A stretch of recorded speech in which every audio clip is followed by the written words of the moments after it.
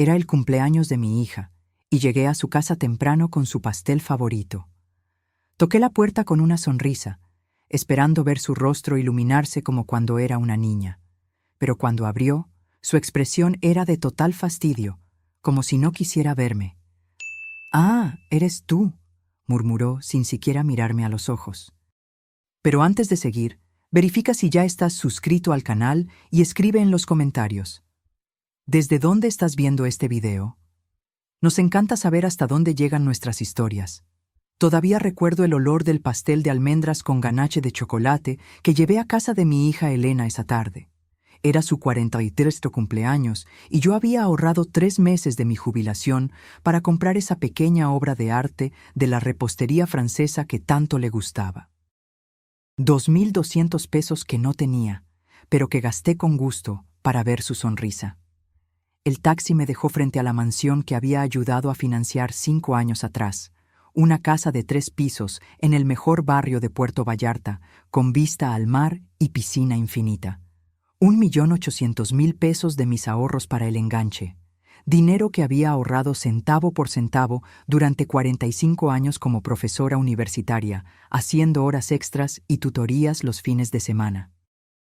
Me acomodé mi vestido turquesa, también nuevo para la ocasión, y toqué el timbre, equilibrando el pastel en una mano y sosteniendo en la otra un pequeño paquete plateado que contenía un collar de perlas que había pertenecido a mi madre. 3 generaciones de mujeres fuertes, pensé. Qué legado tan maravilloso para pasar. La puerta se abrió, pero el rostro de Elena no se iluminó como yo esperaba. Sus ojos apenas se encontraron con los míos antes de volver al celular que tenía en la mano. «Ah, eres tú», murmuró, haciéndose a un lado para que entrara. Ni un beso, ni un abrazo, como si yo fuera solo otra entrega a domicilio. «Feliz cumpleaños, mi querida», dije, tratando de mantener el entusiasmo en mi voz. «Traje tu pastel favorito y un regalito especial». Elena suspiró profundamente, como si mi presencia fuera un estorbo que se viera forzada a tolerar. «Ponlo en la mesa de la cocina. Necesito terminar esta llamada». Caminé sola hasta la cocina de mármol italiano, otro regalo mío cuando reformaron la casa, y coloqué el pastel delicadamente sobre la encimera. A través de la ventana vi a los gemelos, mis nietos de 11 años, jugando en la piscina con el instructor de natación.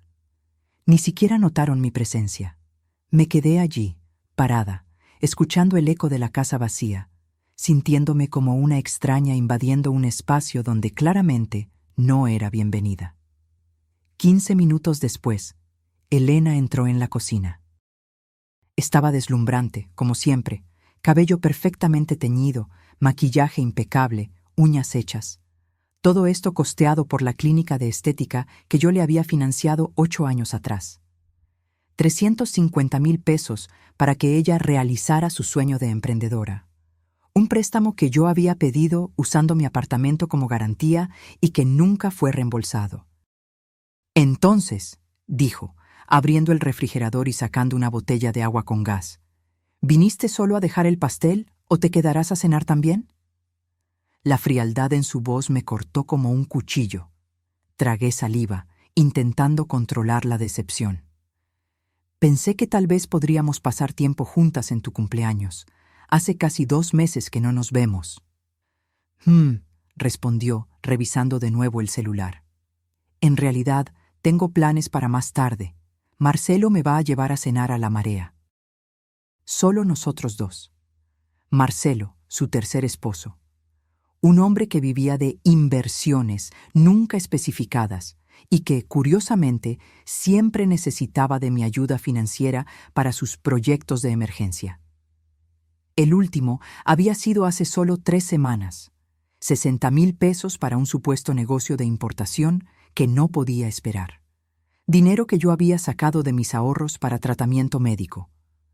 «Entiendo», respondí, tratando de ocultar el dolor en mi voz.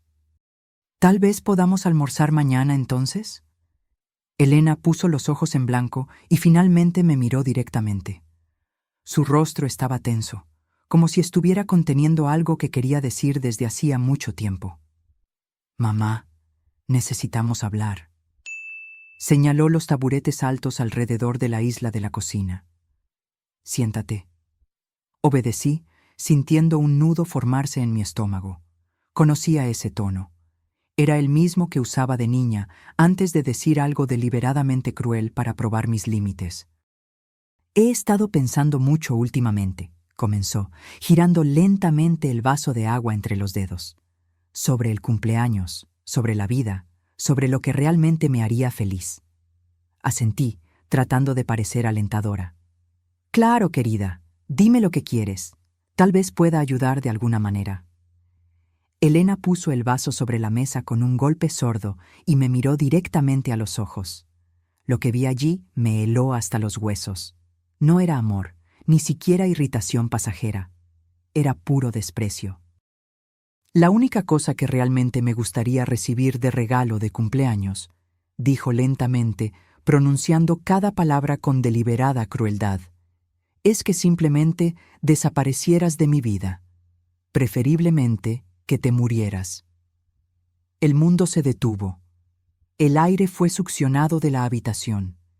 Intenté hablar, pero mi garganta se cerró. Fue como si alguien me hubiera golpeado físicamente en el pecho. ¿Qué? Fue todo lo que pude susurrar. Escuchaste, continuó, ahora con una frialdad calculada. Estoy cansada de ti, mamá.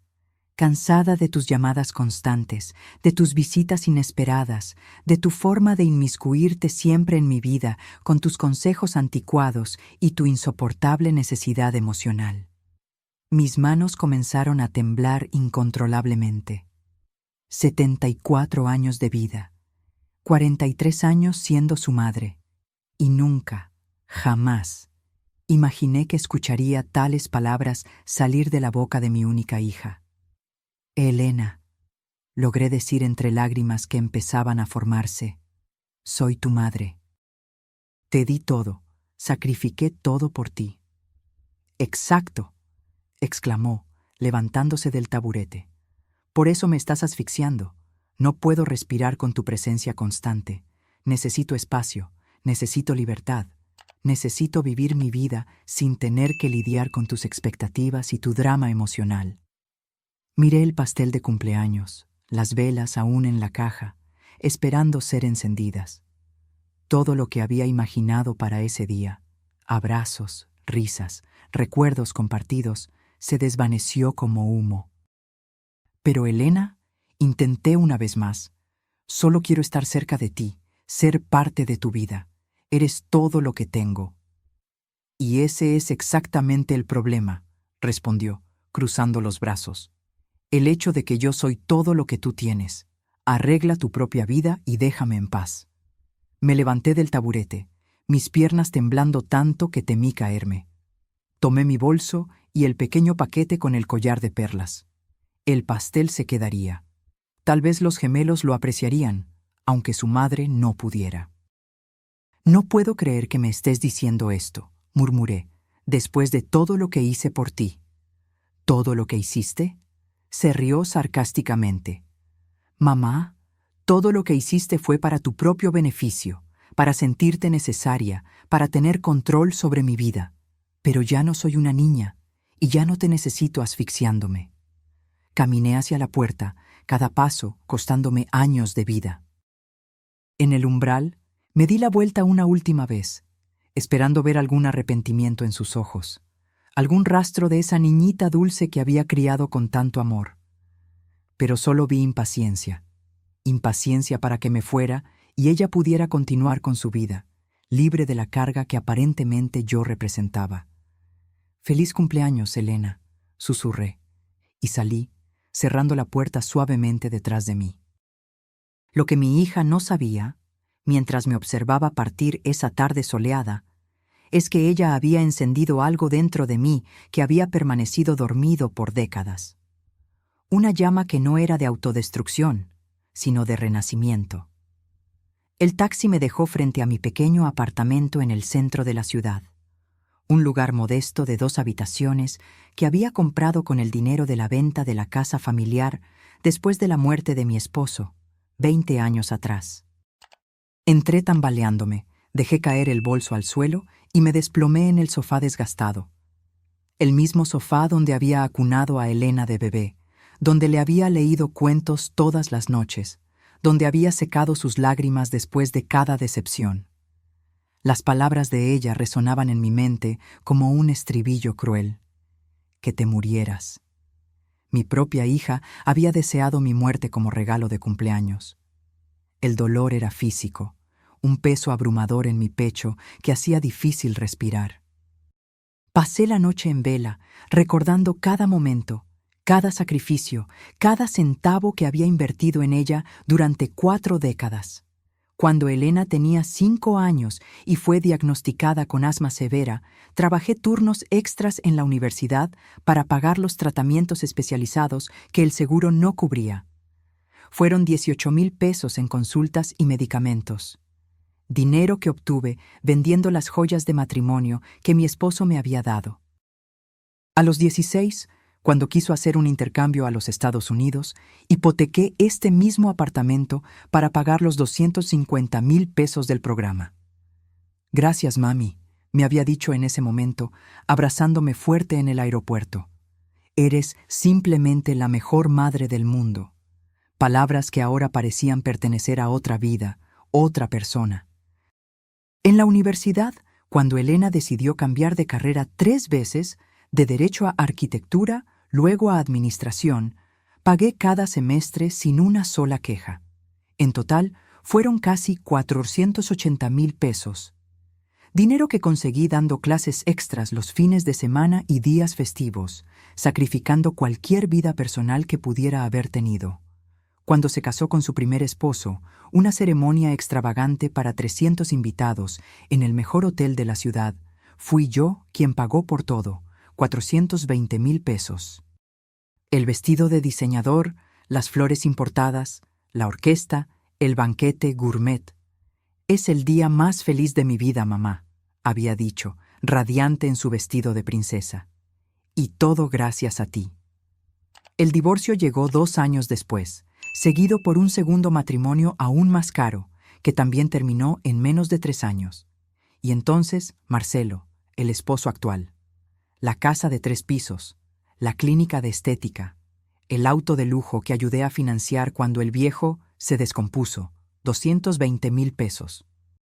Las escuelas privadas bilingües para los gemelos, 48,000 pesos por trimestre. Al amanecer, empecé a hacer cuentas.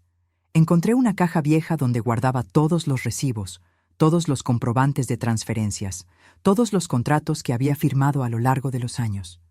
No por desconfianza, sino por organización. Una vieja profesora de matemáticas nunca pierde sus hábitos. Sentada a la mesa de la cocina, con una taza de té frío que no tuve ánimo de beber, empecé a listar cada valor, cada fecha, cada motivo. El total me dejó atónita, más de 4,800,000 pesos a lo largo de 43 años, casi 5 millones de pesos que yo había dedicado a la felicidad de mi hija, y todo eso para escuchar que su mayor deseo era mi muerte. Algo extraño sucedió mientras miraba esos números. El dolor punzante que había sentido durante toda la noche empezó a transformarse en algo diferente. No rabia, aunque también había rabia, sino una claridad cristalina que nunca había experimentado antes. Una comprensión profunda de que había sido manipulada por décadas por alguien que veía mi amor como una utilidad, no como un vínculo sagrado. Si hubiera invertido esos casi 5 millones de pesos en mí misma, si hubiera viajado, estudiado más, comprado una casa mejor, cuidado de mi salud, planeado una jubilación cómoda, ¿dónde estaría ahora? Ciertamente no en este pequeño apartamento, contando los centavos de mi mermada jubilación, posponiendo tratamientos médicos para poder seguir ayudando a una hija que deseaba mi muerte. A las 6 de la mañana hice algo que nunca había hecho antes. Tomé el teléfono y bloqueé el número de Elena. Luego, bloqueé el de Marcelo. A continuación, todos los números asociados a la familia de ella. Fue un gesto pequeño, pero simbólicamente poderoso. Mi primer acto de autopreservación en 4 décadas. Tomé un baño largo, Me puse mis mejores ropas, un conjunto de pantalón y blazer que rara vez usaba para economizar, y salí de casa con un propósito definido que no involucraba a mi hija por primera vez en años.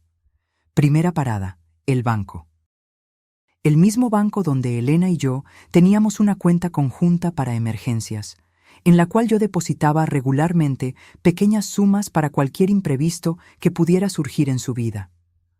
Una cuenta que, en ese momento, tenía un saldo de 180,000 pesos. «Buenos días, doña Carmen», me saludó el gerente, señor Ortega, que me conocía desde hacía años. «¿En qué puedo ayudarla hoy?» «Quiero cerrar la cuenta conjunta número 4 Neila 526 7891», respondí con una calma que me sorprendió a mí misma. «¿Estás segura? Esa cuenta tiene un saldo considerable», advirtió, consultando la computadora. «Absolutamente segura», confirmé, firmando los formularios con mano firme. «Quiero transferir todo ese dinero a mi cuenta personal, por favor». Ver esos 180,000 pesos regresar a mi propia cuenta me dio una sensación extraña de poder, un poder que no sentía desde hacía décadas. Era solo el comienzo. Siguiente parada, la oficina de financiamiento inmobiliario. Cuando Elena y Marcelo compraron la mansión frente al mar, yo no solo di el enganche, sino que también firmé como aval del financiamiento.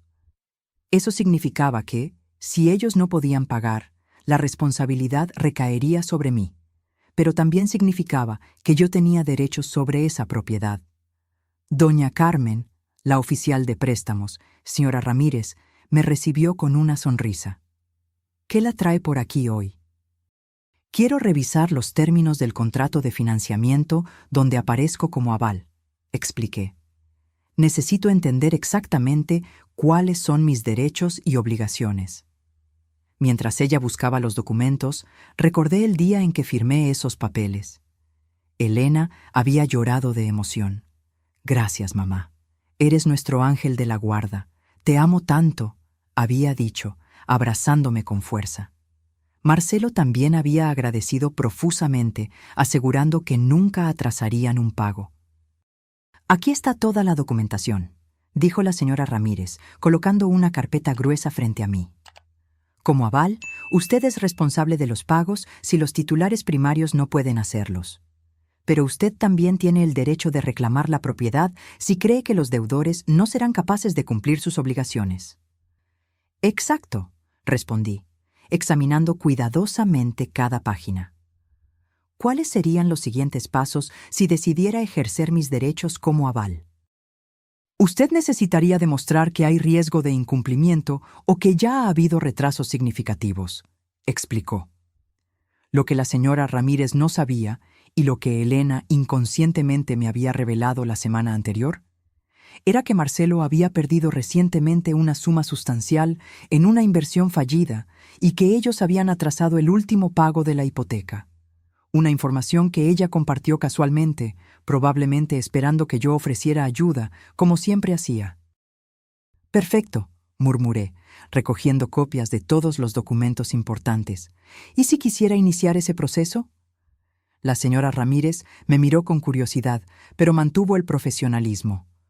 «Puedo agendar una reunión con nuestro departamento legal, si lo desea. Por favor, hágalo».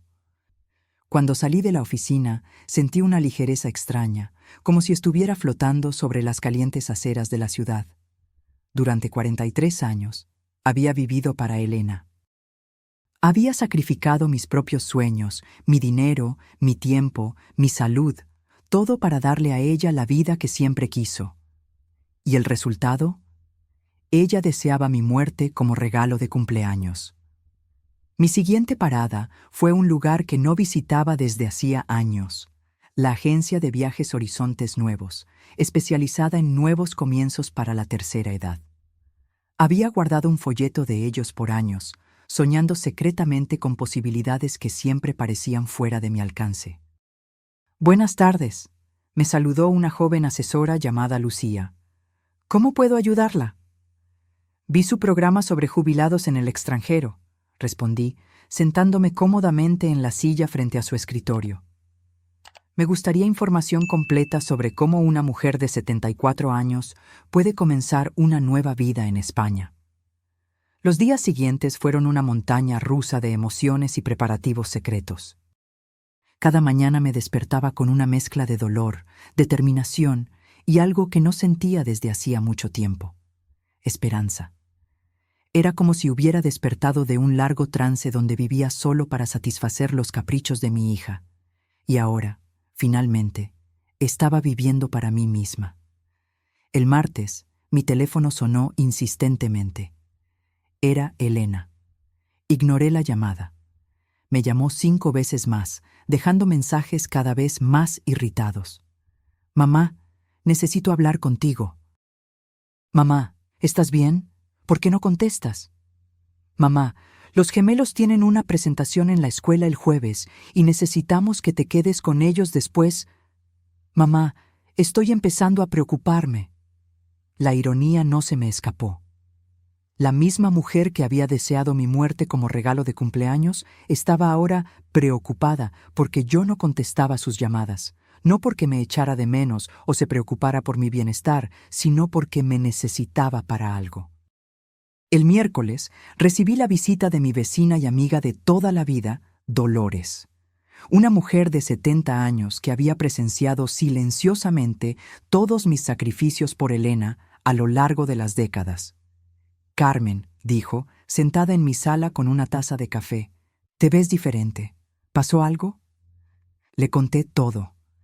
Cada palabra dolorosa del cumpleaños de Elena, cada detalle de los planes que estaba haciendo. Dolores escuchó en silencio, sus ojos se llenando gradualmente de lágrimas. «Dios mío, Carmen», murmuró cuando terminé. «No puedo creer que Elena te dijera algo tan cruel después de todo lo que hiciste por ella». «La parte más dolorosa es que lo dijo como si fuera la cosa más natural del mundo», expliqué. «Como si yo fuera solo un estorbo en su vida que necesitaba ser eliminado». «¿Y de verdad te vas a España?» «Sí», respondí firmemente. «Ya compré el boleto. Me voy la próxima semana». Dolores sostuvo mis manos con gentileza. «Sabes que tienes todo mi apoyo, ¿verdad? Lo que Elena hizo es imperdonable». «Hay algo más», dije bajando la voz. «Voy a necesitar tu ayuda con algo muy especial». Le expliqué mi plan completo. Quería que Elena creyera que yo había muerto, al menos por un tiempo. Dolores sería mi cómplice, la persona que encontraría mi apartamento vacío y la carta de despedida que dejaría.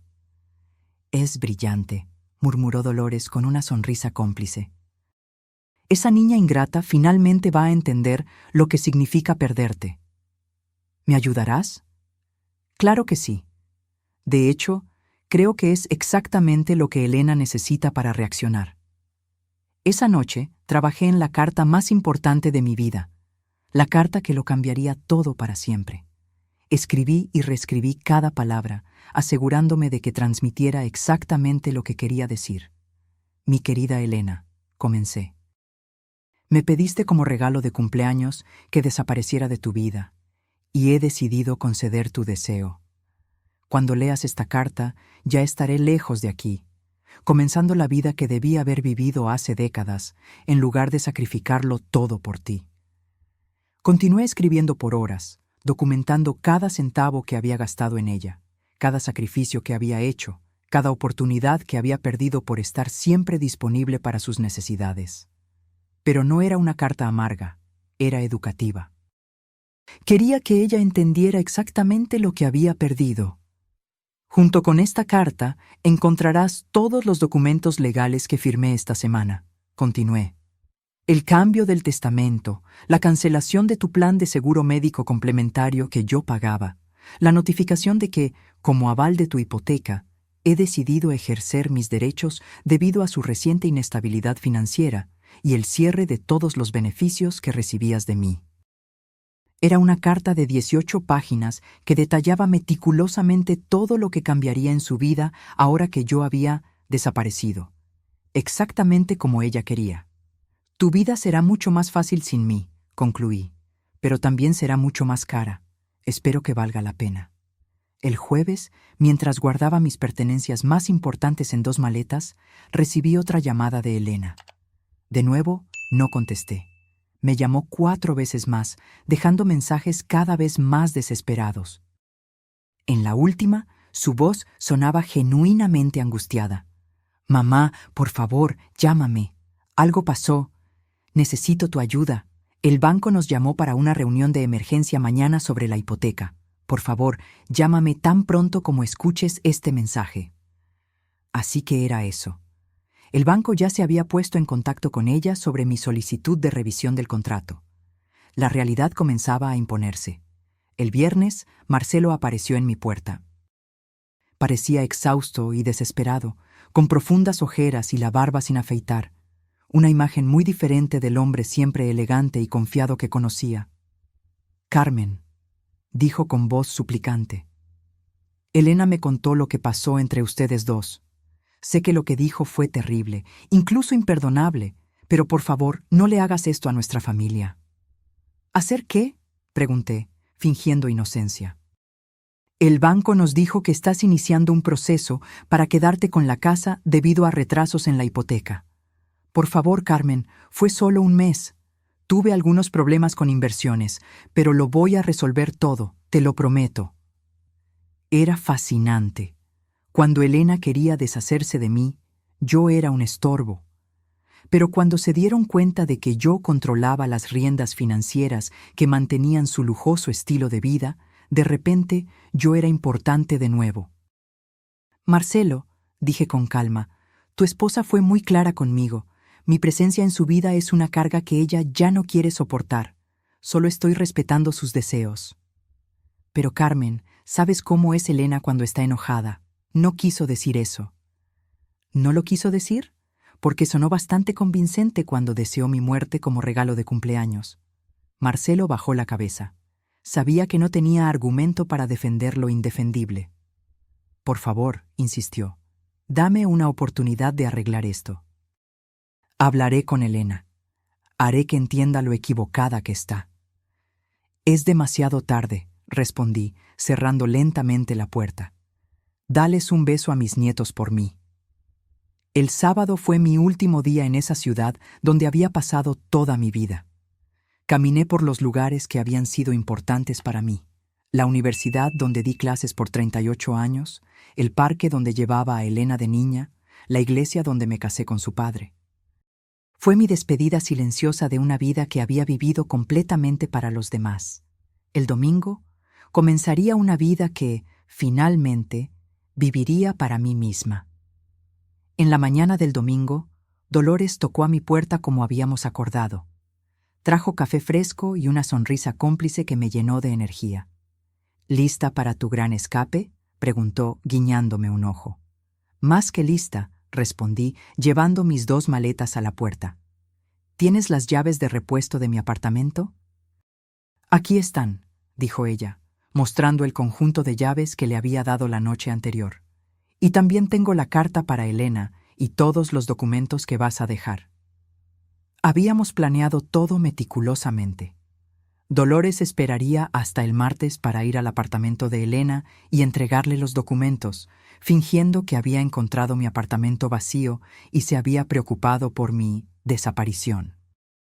«Recuerda», le indiqué mientras esperábamos el taxi, «tienes que parecer genuinamente preocupada. Dile que no contesté el teléfono por 2 días, que tocó a mi puerta y no respondí, y que cuando usó las llaves de emergencia encontró el apartamento vacío y la carta». «No te preocupes, Carmen. Fui profesora de teatro aficionado por 20 años. Será la actuación de mi vida», aseguró Dolores con una sonrisa traviesa. El taxi llegó puntualmente a las 6 de la mañana. Mientras el conductor cargaba mis maletas, di una última mirada a mi apartamento. Había vivido allí por 15 años, pero extrañamente no sentía nostalgia. Era como si finalmente me estuviera liberando de una prisión que yo misma había construido. «¿Al aeropuerto?», preguntó el taxista. «Al aeropuerto», confirmé, y sentí como si esas 2 palabras marcaran el inicio de mi nueva existencia. El viaje en avión a Barcelona fue largo, pero tranquilo. Por primera vez en décadas, Nadie sabía dónde estaba. Nadie podía llamarme para pedir favores, dinero o tiempo. Era una sensación embriagadora de libertad que no experimentaba desde antes de convertirme en madre. Durante el vuelo de casi 12 horas, escribí en mi diario todo lo que había sucedido en la última semana. Cada detalle, cada emoción, cada decisión que me había traído a ese momento suspendido en el cielo, entre mi pasado de abnegación y mi futuro de autodescubrimiento. Esta es la primera vez en 43 años, escribí, que hago algo completamente para mí misma, sin calcular cómo eso beneficiará a Elena. Es aterrador y liberador al mismo tiempo. Llegué a Barcelona en la mañana del lunes, hora local. Un representante de la agencia de viajes me estaba esperando en el aeropuerto con un cartel con mi nombre. Era un hombre joven y amable llamado Miguel que hablaba español con un fuerte acento catalán. Señora Carmen, me saludó con una sonrisa genuina. Bienvenida a España. Espero que esté lista para una nueva aventura. Más que lista, respondí, y por primera vez en semanas mi sonrisa era completamente auténtica. Miguel me llevó a un pequeño pero encantador apartamento amueblado en el barrio gótico, que la agencia había alquilado por un mes mientras yo decidía si quería quedarme permanentemente. Era un tercer piso en un edificio centenario, con ventanas que daban a una plaza arbolada y balcones floridos en los edificios vecinos. Aquí tiene toda la información sobre la ciudad, dijo Miguel, entregándome una carpeta gruesa. Restaurantes recomendados, actividades culturales, grupos sociales para expatriados, clases de catalán, contactos médicos en caso de que lo necesite. También agendé una reunión con un asesor financiero para el miércoles, para ayudarla con el papeleo si decide quedarse permanentemente. Esa tarde, después de un corto descanso, hice algo que no hacía en años. Salí a pasear sin un destino definido. Sin horarios, sin compromisos, sin nadie esperando que yo resolviera sus problemas. Caminé por las calles estrechas y sinuosas del barrio gótico, maravillada con la arquitectura medieval, los pequeños cafés en las esquinas, las tiendas de artesanía. Me senté en una plaza y pedí un café con leche y una porción de churros. Comí lentamente, saboreando cada bocado, observando a las palomas, a los turistas, a los lugareños. Una sensación extraña comenzó a formarse en mi pecho.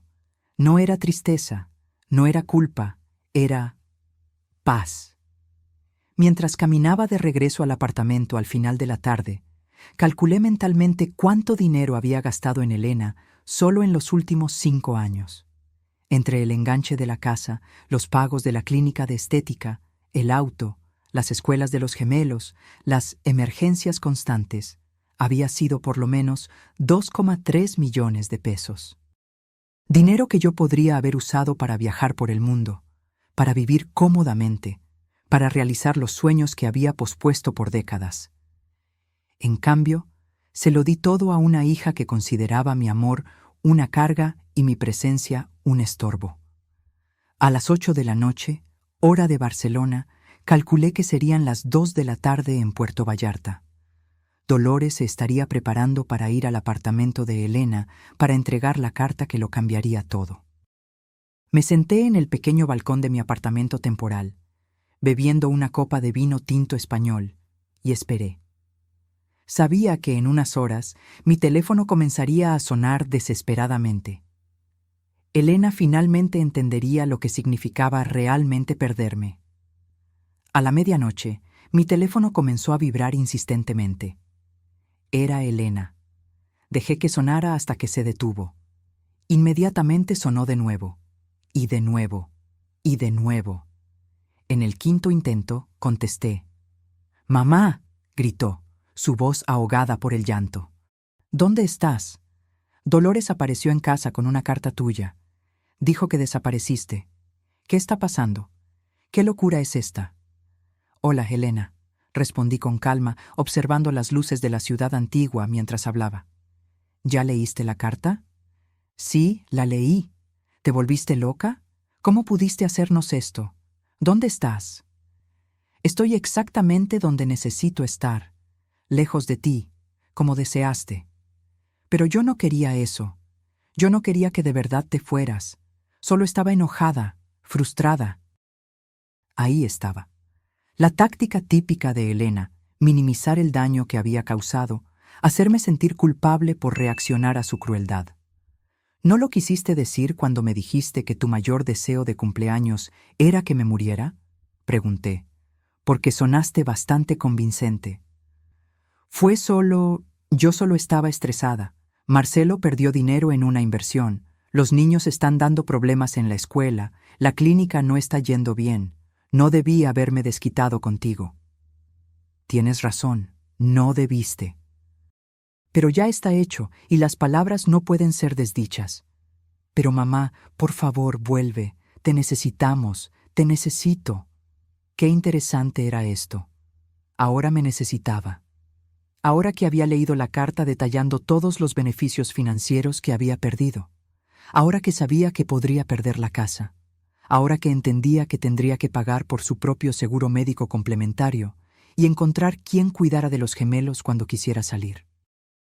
¿Me necesitas a mí o a mi dinero?, pregunté directamente. Hubo un largo silencio al otro lado de la línea. Te necesito a ti, murmuró finalmente, pero su voz no sonaba convincente. Elena, durante 43 años viví para ti. Sacrifiqué mis sueños, mi dinero, mi tiempo, mis oportunidades. Y cuando finalmente necesité sentir que me amabas y valorabas, me dijiste que preferías que estuviera muerta. Esas palabras me partieron el corazón de una manera que jamás podré reparar.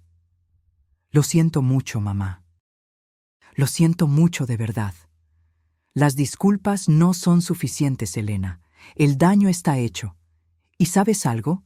Tal vez fue lo mejor que pudiste haberme dicho, porque finalmente me abrió los ojos y me hizo entender que he vivido toda mi vida de manera equivocada.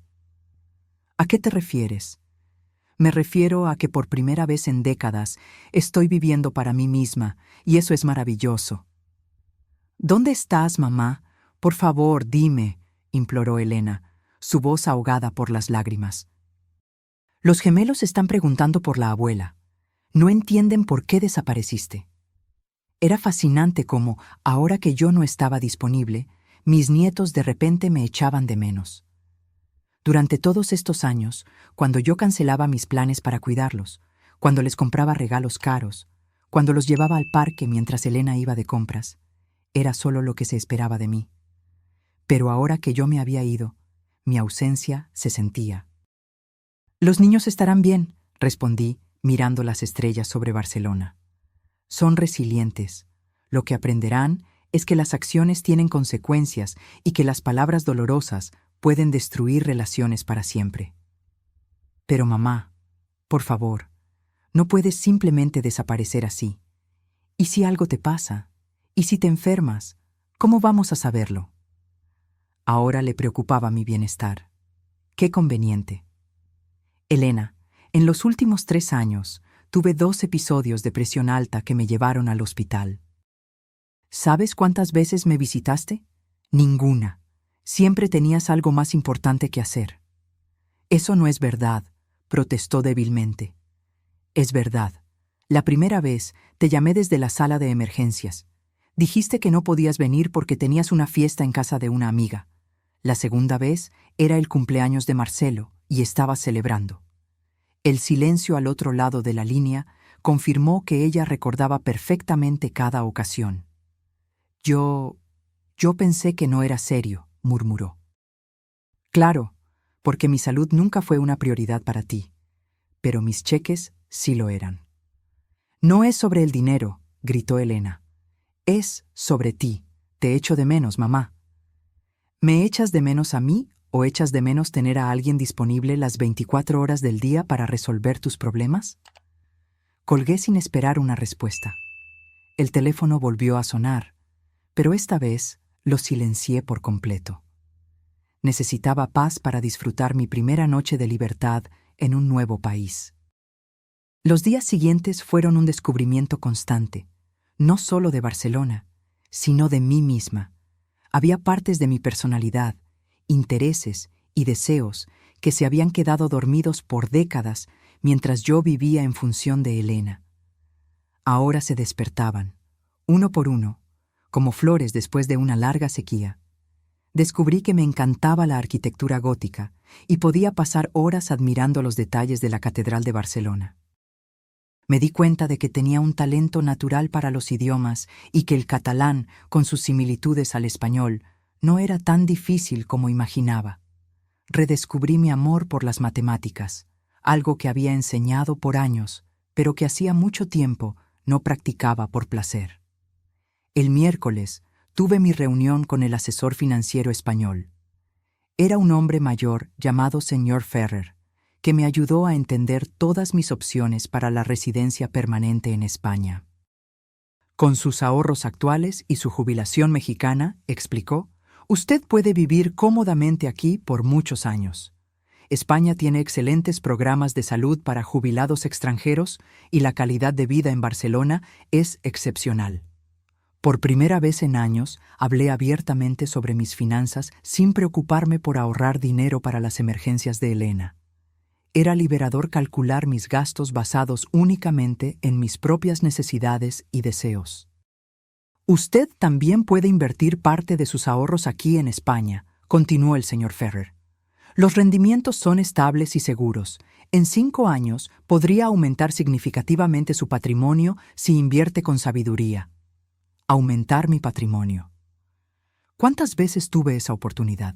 Pero siempre preferí gastar el dinero en los caprichos de mi hija. ¿Hay algo más que deba saber?, pregunté. Tenemos muchos clientes en situaciones similares a la suya, añadió el asesor con una sonrisa comprensiva. Personas mayores que vinieron a España buscando un nuevo comienzo después de relaciones familiares complicadas. Usted no está sola en esta experiencia. Esa información me confortó profundamente. No era la única madre que había sido manipulada y desechada por hijos ingratos. Había toda una comunidad de personas que habían elegido su propia felicidad en lugar de las demandas tóxicas de sus familias. El viernes me uní a un grupo de caminata para expatriados seniors.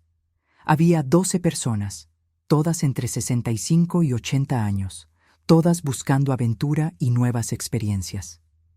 Durante el paseo por las colinas que rodean Barcelona, comencé una conversación con una mujer llamada Luisa, una italiana de 76 años que había llegado a España 3 años antes.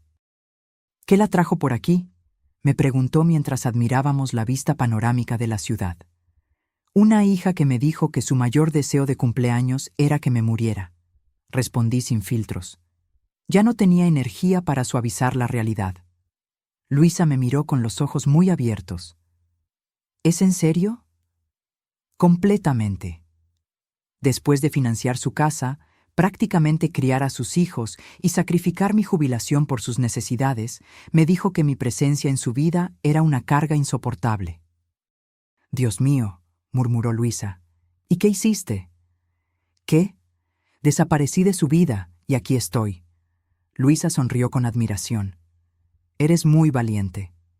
Yo tardé 7 años en tomar la decisión de alejarme de mi familia tóxica. Mi hijo y mi nuera me trataban como un cajero automático ambulante. Durante el resto del paseo, Luisa y yo compartimos nuestras historias. Ella había venido a España después de darse cuenta de que sus hijos adultos solo la contactaban cuando necesitaban dinero para sus vacaciones, sus autos nuevos o sus caprichos.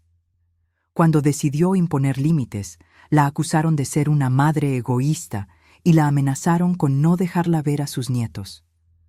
Los primeros meses fueron difíciles, confesó Luisa mientras descendíamos un sendero arbolado. La culpa me consumió. Pensé que tal vez era realmente egoísta, que una buena madre siempre debe sacrificarse por sus hijos. ¿Y qué cambió tu perspectiva?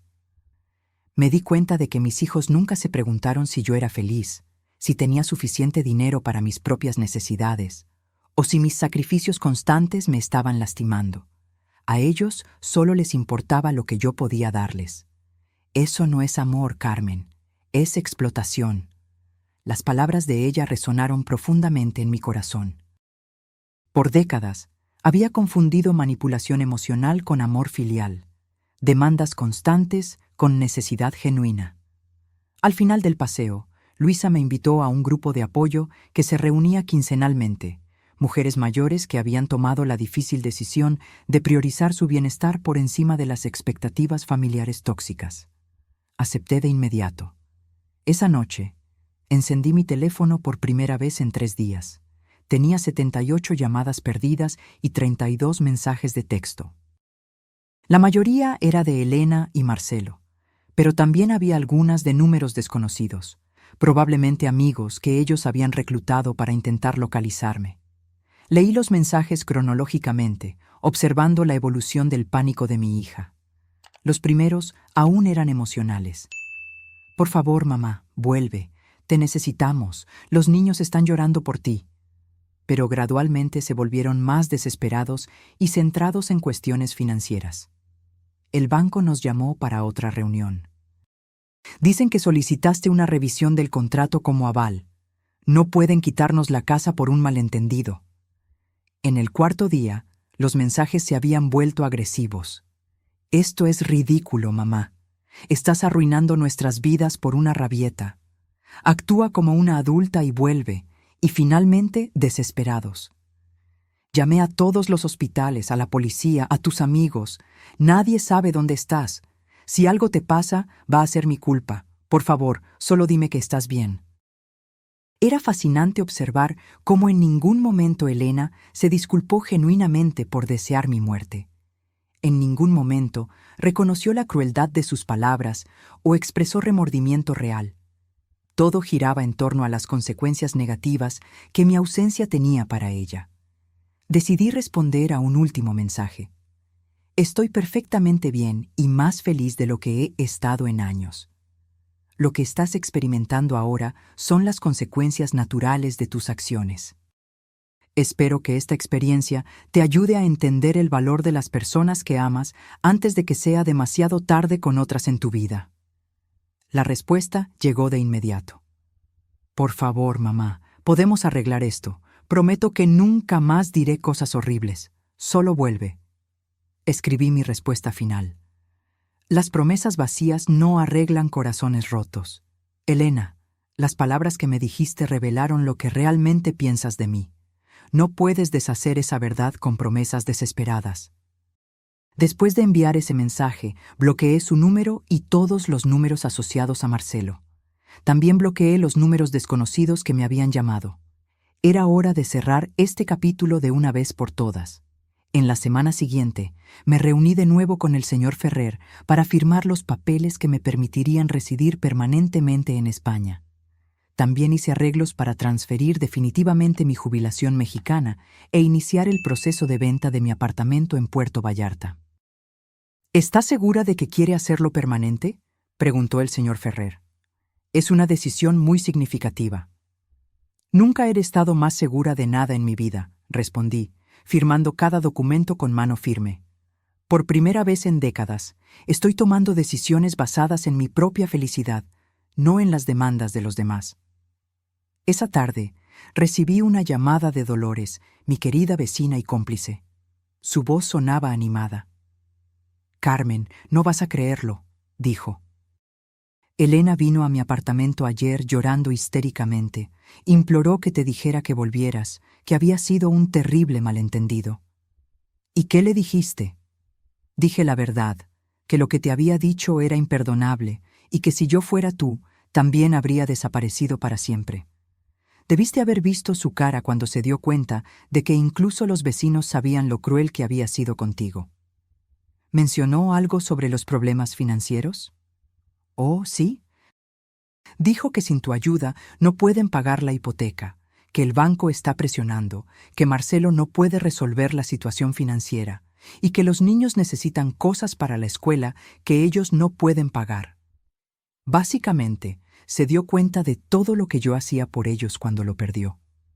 Era exactamente lo que esperaba. Ella no me extrañaba como persona. Extrañaba mi función como proveedora financiera y solucionadora de problemas. Dolores, le pedí, cuando alguien pregunte por mí, especialmente Elena, quiero que digas que estoy muerta para ellos, porque en cierto modo es verdad.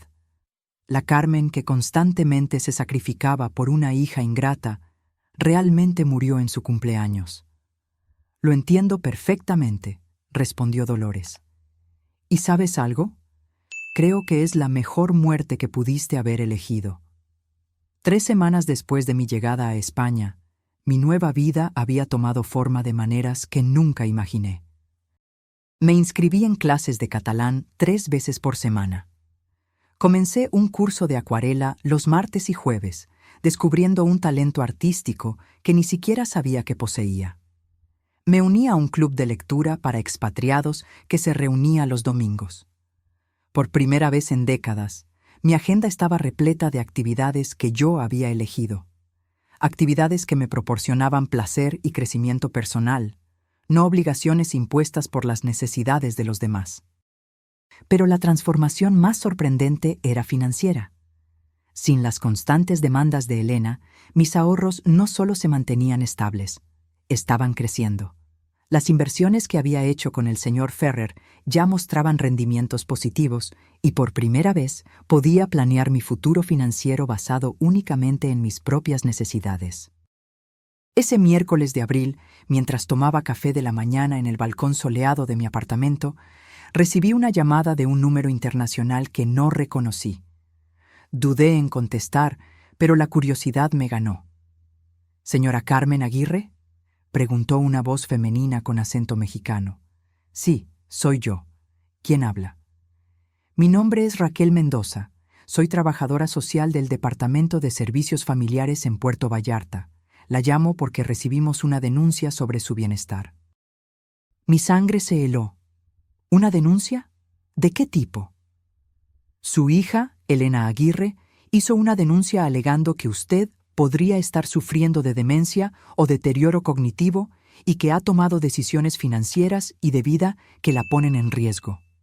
Según ella, usted desapareció de repente y está viviendo en condiciones precarias en el extranjero, posiblemente bajo la influencia de terceros. No podía creer lo que estaba escuchando. Elena había llegado al extremo de involucrar a los servicios sociales, inventando una enfermedad mental para invalidar mis decisiones y forzar mi regreso. Señorita Mendoza, respondí con voz firme, no sufro de demencia ni deterioro cognitivo.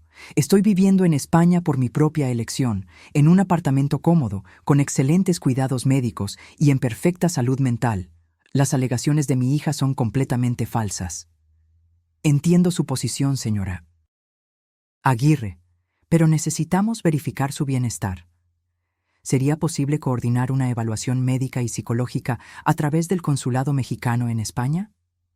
Claro, respondí sin dudar. Estoy dispuesta a someterme a cualquier evaluación que demuestre que estoy en perfecta salud mental y que mis decisiones fueron tomadas con total lucidez. Después de coordinar los detalles para la evaluación, colgué el teléfono, sintiendo una mezcla de rabia y descreimiento. Elena había cruzado una línea sin retorno. No solo había deseado mi muerte, sino que ahora intentaba destruir mi credibilidad mental para recuperar el control sobre mi dinero y mi vida. Inmediatamente llamé a mi abogado en México, señor Vargas, que me había ayudado con todos los trámites legales antes de mi partida. Carmen, me saludó con preocupación. Me alegro de escuchar su voz. Tuve una semana muy interesante con su hija. Me imagino. Acabo de hablar con los servicios sociales. Elena me está acusando de tener demencia. Eso no es todo, suspiró el señor Vargas. También contrató a otro abogado para intentar impugnar todos los cambios legales que usted hizo antes de partir. Está alegando que usted no estaba en su sano juicio cuando los firmó. ¿Puede hacer eso? Puede intentarlo, pero no tiene una base legal sólida. Tengo grabaciones de todas nuestras conversaciones, donde usted claramente demuestra total lucidez. Además, el hecho de que planeó meticulosamente su partida y está viviendo independientemente en España contradice cualquier alegación de deterioro cognitivo. ¿Qué más está haciendo? Intentó tener acceso a sus cuentas bancarias, alegando preocupación por su bienestar. También quería interrumpir el proceso de reclamación de la casa, pero como todo está legalmente respaldado y ella misma firmó documentos reconociendo problemas financieros recientes, no tiene argumentos válidos. Era increíble hasta dónde estaba dispuesta a llegar Elena para recuperar los beneficios financieros que había perdido. Señor Vargas, quiero que prepare una demanda por difamación contra mi hija. Las falsas alegaciones de ella sobre mi estado mental pueden afectar mi reputación y mis derechos legales. Será un placer, respondió con satisfacción. Después de ver cómo la trató, creo que es hora de que se enfrente a las consecuencias legales de sus acciones. 2 días después, comparecí en el Consulado Mexicano en Barcelona para las evaluaciones médicas y psicológicas. El médico designado, Dr. Torres, era un hombre experimentado que inmediatamente comprendió la situación. Señora Aguirre, me dijo después de una exhaustiva evaluación de 3 horas, no solo está en perfecta salud mental, sino que las decisiones que ha tomado demuestran una lucidez y valentía admirables. Su hija está claramente intentando manipular el sistema legal para recuperar beneficios financieros. ¿Eso será documentado oficialmente? Absolutamente. Enviaré un informe detallado a los servicios sociales explicando que las alegaciones son infundadas y que usted está viviendo una vida independiente y saludable en España. Esa misma tarde, recibí una llamada de la trabajadora social. Señora Aguirre, recibimos el informe médico del consulado. Es evidente que las alegaciones de su hija no tienen fundamento. Vamos a cerrar el caso y notificar a Elena de que sus quejas han sido consideradas infundadas. Gracias, respondí. ¿Esto quedará registrado de alguna manera? Sí, se documentará que ella hizo una denuncia falsa sobre el bienestar de un familiar, lo que puede tener implicaciones legales si se repite. Perfecto. Elena no solo fracasó en su intento de invalidar mis decisiones, sino que ahora tenía un registro oficial de haber hecho denuncias falsas. Esa noche, decidí hacer algo que había pospuesto. Escribir un relato detallado de mi experiencia, no para Elena, sino para otras mujeres que pudieran estar viviendo situaciones similares de manipulación y abuso emocional por hijos adultos. Escribí durante 4 horas, documentando cada sacrificio que había hecho, cada manipulación que había sufrido y cada paso que había dado para reivindicar mi dignidad y mi vida. Titulé el texto Cuando el amor materno se convierte en autodestrucción. Mi historia de liberación a los 74 años. Envié el texto a un blog que había descubierto, especializado en historias de mujeres mayores que habían encontrado el valor para cambiar radicalmente sus vidas. Una semana después, recibí una respuesta entusiasta de la editora. Carmen, escribió, su historia es poderosa e inspiradora. Recibimos cientos de comentarios de mujeres que se identifican completamente con su experiencia. ¿Estaría dispuesta a participar en una entrevista en video para nuestro canal de YouTube? Acepté de inmediato. Era hora de usar mi experiencia para ayudar a otras mujeres atrapadas en dinámicas familiares tóxicas. La entrevista se publicó 2 semanas después y rápidamente se volvió viral.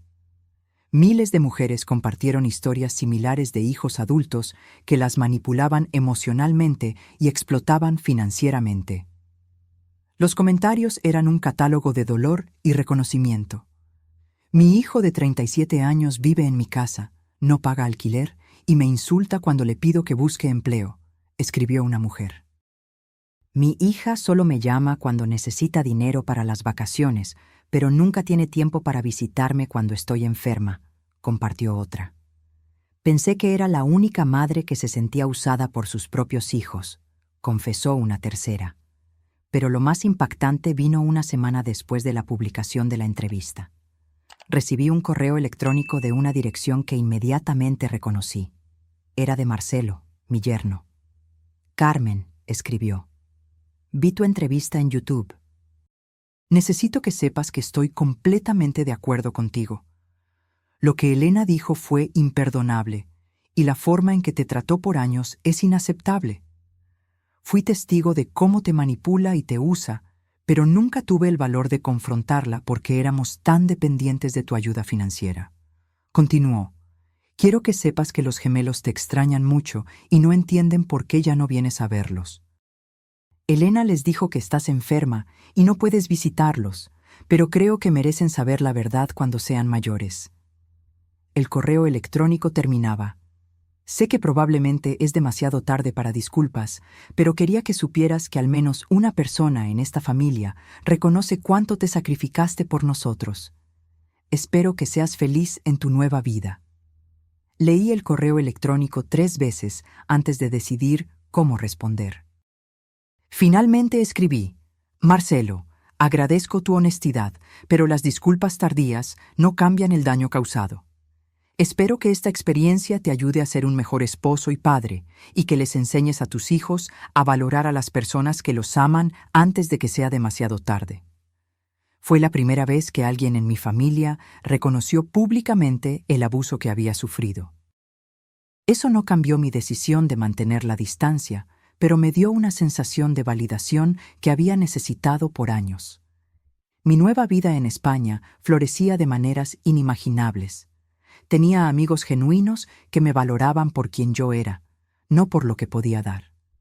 Redescubrí pasatiempos y pasiones. Tenía paz mental y estabilidad financiera. Y lo más importante, tenía dignidad. 6 meses después de mi llegada a España, mi vida había asumido una forma que nunca soñé que fuera posible. Era una mañana soleada de primavera cuando recibí una llamada que lo cambiaría todo una vez más. Era Dolores, mi querida vecina y cómplice en México. «Carmen», dijo con voz animada, «tienes que escuchar esto. Elena perdió la casa». Mi corazón se detuvo por un segundo. A pesar de todo, una parte de mí todavía se preocupaba por el bienestar de mis nietos. «¿Qué pasó exactamente?», pregunté. «El banco ejecutó la hipoteca la semana pasada. Marcelo no pudo recuperar el dinero que perdió. Se atrasaron en 3 pagos más, y como tú eres la aval y ejerciste tus derechos legales, el banco procedió con la ejecución. Elena vino a mí ayer llorando desesperadamente». «¿Y los niños?». «Están bien. Se mudaron a un apartamento pequeño al otro lado de la ciudad. Marcelo finalmente consiguió un trabajo estable en una empresa de turismo, ganando mucho menos que antes, pero al menos es algo seguro. Elena también tuvo que volver a trabajar en la clínica, no como propietaria, sino como empleada. Era extraña la mezcla de sentimientos que experimenté. No sentía alegría por su sufrimiento, sino una profunda satisfacción de justicia. Por primera vez en sus vidas, Elena y Marcelo estaban viviendo con las consecuencias reales de sus decisiones, sin tener a alguien para rescatarlos. «Hay algo más», continuó Dolores. «Elena me preguntó si yo sabía cómo contactarte. Dijo que quiere disculparse genuinamente, que finalmente entiende todo lo que perdió cuando te perdió a ti». «¿Y qué le dijiste?». «Dije que algunas heridas son demasiado profundas para sanar y que algunas palabras nunca pueden ser desdichas. También dije que tú estás floreciendo en tu nueva vida y que probablemente es mejor para las dos que ella no intente contactarte». Dolores tenía razón. A lo largo de estos 6 meses, yo había construido una paz interior que no quería arriesgar por promesas vacías de una hija que repetidamente demostró que solo me valoraba cuando me necesitaba. Esa tarde recibí una llamada inesperada del señor Vargas. «Carmen, tengo noticias interesantes», dijo. «La casa de Elena fue vendida por el banco y como usted era la aval, tiene derecho a recuperar su inversión inicial de 1.8 millones de pesos más los intereses acumulados». «¿Cuánto es eso en total?». 2.1 millones de pesos. El banco ya aprobó la transferencia. El dinero estará en su cuenta española la próxima semana. Era increíble. No solo había recuperado mi inversión original, sino que gané un adicional de 300,000 pesos. Dinero que se habría perdido para siempre si yo hubiera continuado siendo la madre eternamente sacrificada. «También hay otra cosa», continuó el señor Vargas. «Su apartamento en Puerto Vallarta finalmente fue vendido. Después de comisiones y gastos, el valor neto es de 820,000 pesos. En total, yo estaba recibiendo casi 3 millones de pesos en activos que había dado por perdidos. Con mis ahorros existentes y las inversiones que había hecho en España, mi patrimonio neto ahora excedía los 5 millones de pesos. A los 74 años, yo era más rica de lo que jamás había sido en toda mi vida. Esa noche, celebré en mi restaurante favorito en la Plaza Real. Pedí el mejor cava español y brindé por la mujer valiente que tuvo el coraje de comenzar de nuevo cuando todo parecía perdido. Mientras cenaba, reflexioné sobre todo el viaje. Había iniciado este viaje como una madre rota y humillada, devastada por las palabras crueles de una hija ingrata. Pero ahora era una mujer independiente, financieramente estable, rodeada de amigos genuinos y viviendo la vida que siempre soñé. Al día siguiente, decidí hacer algo que venía considerando desde hacía semanas: escribir un libro completo sobre mi experiencia. No solo mi historia, sino una guía práctica para mujeres mayores atrapadas en relaciones familiares tóxicas. Contacté a una editorial española que se especializaba en libros de autoayuda y crecimiento personal. La editora, una mujer llamada Montserrat, se interesó de inmediato. Carmen, me dijo durante nuestra reunión, su historia toca un tema que afecta a millones de mujeres, pero que rara vez se discute abiertamente. El abuso emocional por hijos adultos es un problema epidémico que necesita ser expuesto. Pasé los siguientes 3 meses escribiendo Cuando el amor lastima, liberándose del abuso emocional familiar después de los 70. El libro documentó no solo mi experiencia personal, sino también estrategias prácticas para reconocer la manipulación, establecer límites saludables y encontrar el coraje de priorizar el propio bienestar. El libro se publicó 8 meses después y se convirtió en un bestseller en varios países de Europa y América Latina. Las cartas que recibí de lectoras eran extraordinarias. Mujeres de todo el mundo me escribieron, contando cómo mi historia les había dado el valor para hacer cambios radicales en sus propias vidas. Leí tu libro y finalmente entendí que no soy una mala madre por negarme a seguir financiando la irresponsabilidad de mi hijo de 42 años, escribió Marta de Chile. Tu historia me ayudó a entender que el amor verdadero no exige autodestrucción, compartió Teresa de Portugal. Después de leer tu libro, vendí mi casa grande y me mudé a un pequeño apartamento que puedo pagar sin depender de la ayuda de mis hijos. Por primera vez en años, duermo en paz, relató Sofía de Argentina. Pero la carta que más me conmovió llegó un año después de la publicación del libro. Era de una joven madre llamada Paula.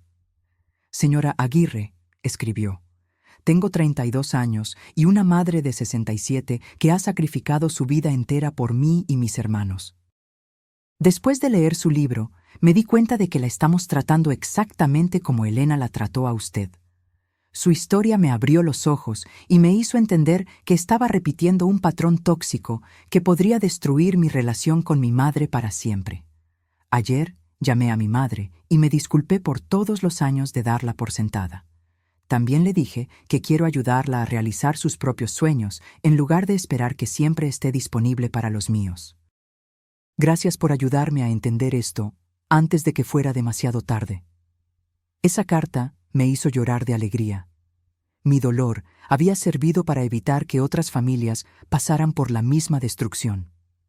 2 años después de mi llegada a España, recibí una carta física en mi buzón. La caligrafía en el sobre era familiar, pero no pude identificarla de inmediato. Cuando la abrí, mi corazón se aceleró. Era de mis nietos, ahora de 13 años. Querida abuela Carmen, escribieron con caligrafía de adolescentes. Papá nos contó la verdad sobre por qué te fuiste. Dijo que mamá te dijo cosas muy crueles y por eso decidiste comenzar una nueva vida lejos de nosotros. Queremos que sepas que te extrañamos mucho y que entendemos por qué te fuiste. También queremos que sepas que estamos orgullosos de ti por ser tan valiente. Cuando seamos mayores, nos gustaría visitarte en España, si quieres recibirnos. La carta incluía dibujos que habían hecho de mí viviendo feliz en las calles de Barcelona. Lloré por 1 hora después de leer esa carta, no por tristeza, sino por la comprensión de que mi decisión de preservar mi dignidad había sido la correcta, incluso si eso significaba alejarme de personas que amaba. Decidí responderles. Mis queridos nietos, escribí, sus palabras son el regalo más hermoso que he recibido en años. Los amo profundamente y siempre los amaré, sin importar la distancia. Cuando sean mayores y puedan tomar sus propias decisiones, las puertas de mi corazón y de mi casa siempre estarán abiertas para ustedes. Hasta entonces, quiero que sepan que la abuela está viviendo una vida plena y feliz, rodeada de belleza y paz. Guarden ese amor que sienten por mí, pero también aprendan de esta experiencia. Las palabras tienen el poder de construir o destruir, y las relaciones se basan en el respeto mutuo, no en el sacrificio unilateral. Los amo con todo mi corazón. Hoy, 3 años después de ese terrible cumpleaños que cambió mi vida para siempre, estoy sentada en el balcón de mi nuevo apartamento en Barcelona, que compré con mi propio dinero, contemplando el mar Mediterráneo mientras escribo las últimas líneas de mi historia. Tengo 77 años, un patrimonio de más de 6 millones de pesos, un libro bestseller traducido a 8 idiomas, amigos queridos de todo el mundo y una paz interior que jamás pensé que volvería a experimentar. Elena me pidió como regalo de cumpleaños que desapareciera de su vida. Le concedí ese deseo de la manera más extraordinaria posible. Lo que ella nunca calculó fue que, al perderme, no solo perdió a una madre que la amaba incondicionalmente, sino también a la persona que mantenía su mundo financiero estable por décadas. La semana pasada recibí un correo electrónico de Elena, el primer contacto directo después de 3 años. Mamá, escribió, leí tu libro. Nunca imaginé cuánto te lastimé, cuánto te sacrificaste por mí, cuánto te di por sentada durante toda mi vida. No estoy pidiendo que vuelvas o que me perdones. Solo quiero que sepas que finalmente entendí lo que intentaste enseñarme, aunque de la manera más difícil. Espero que seas feliz en tu nueva vida, porque te mereces toda la felicidad del mundo. No respondí al correo electrónico. Algunos puentes, una vez quemados, no pueden ser reconstruidos. Pero guardé sus palabras en el corazón, no como una victoria, sino como confirmación de que todo dolor puede, eventualmente, transformarse en sabiduría. Mi desaparición fue mi regalo para ella. Mi nueva vida fue mi regalo para mí. Y valió cada lágrima, cada sacrificio, cada momento de dolor que me trajo hasta aquí. Porque a veces la única manera de salvarse es tener el valor de perderse por completo para renacer como la persona que siempre se estuvo destinada a ser.